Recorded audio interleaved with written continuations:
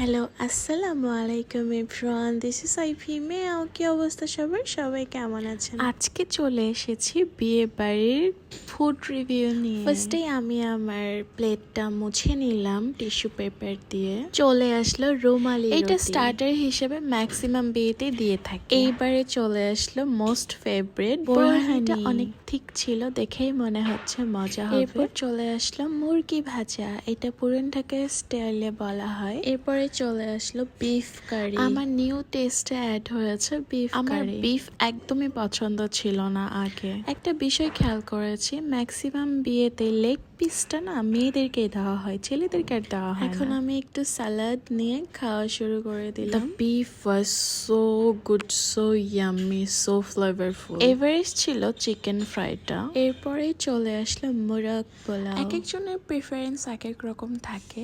অনেকের বিয়েতে থাকে সাদা পোলাও, রোস্ট বিফ, আবার অনেকের বিয়েতে থাকে কাচ্চি, আবার অনেকে ডিশের মধ্যে রাখে চাইনিজ। আর যদি আমি একটু গ্রামের দিকে যাই, সেক্ষেত্রে হবে কি ডিশের মধ্যে সাদা পোলাও, ডাল, বিফ, ডিম, চিংড়ি ভুনা, অনেক কিছু থাকে। তবে সবচেয়ে মজা লাগে তারা অনেক যত্ন সহকারে কিন্তু কুক করে। আপনার বিয়ে বাড়িতে কোন ডিশটা সবচেয়ে ফেভারিট, কাচ্চি নাকি সাদা পোলাও? অবশ্যই কমেন্ট করে জানাবেন।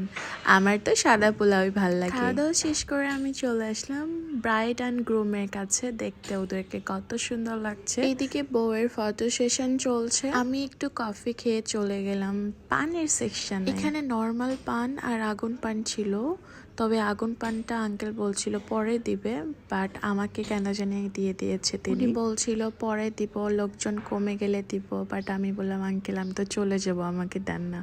পরে রাজি হয়ে গেছে। Thanks for watching, bye bye, Allah Hafiz everyone.